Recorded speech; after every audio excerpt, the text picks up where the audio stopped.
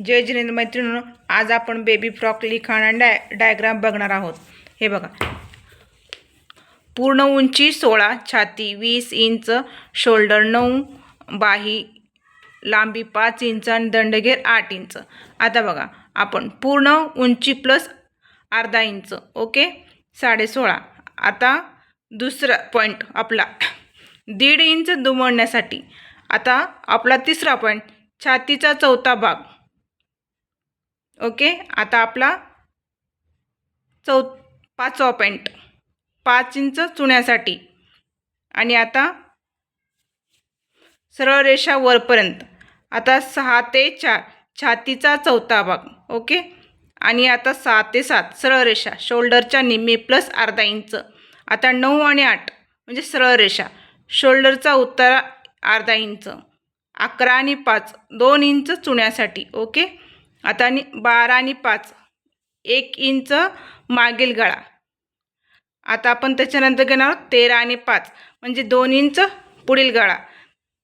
14 आणि 13 अर्धा इंच वरपर्यंत आणि 15 आणि 9 अर्धा इंच वरपर्यंत। मैत्रिणींनो, हे जे डायग्राम आहे ना, आम्ही बेबी फ्रॉकचं काढलेलं आहे, तर आपण हे डायग्राम ह्याच्यानं काढतो जेणेकरून याच्यामध्ये व्यवस्थित यावं आणि नोटबुकमध्ये बसते, म्हणून आपण याचा वापर करून हे डायग्राम काढलेला आहोत। तर याच्यानंतर हे पूर्ण माप आहे, म्हणजे आपल्याला प्रत्येक पॉईंट इथं घेऊन, हे बघा इथं 0 आहे, इथं 1 आहे, इथं 2 आहे।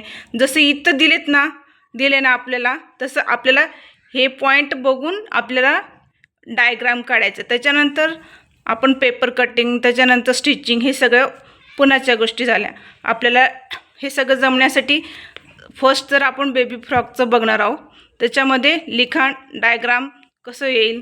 आणि हे बघा, व्यवस्थित सगळं याच्यामध्ये तुम्हाला सांगितलेलं आहे, तुम्ही पाहू शकता। पूर्ण त्याचं माप आहे आणि हे डायग्राम मी ह्याच्यानं काढलेलं आहे जेणेकरून आपल्याला व्यवस्थित कळावं म्हणून। त्याच्यानंतर बाहीचं बघितलेलं आहे, बघा बाही फुग्याची बाही आहे, ओके। 0 ते 1 उंची प्लस अर्धा इंच आणि 0 ते 3 इंच चुण्यासाठी।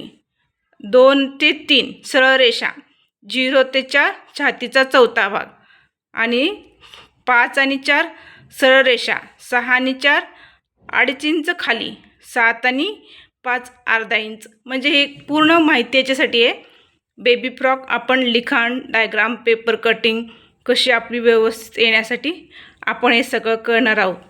तर ओके, थँक्यू। पुढच्या व्हिडिओमध्ये आपण सविस्तर बघणार, ओके।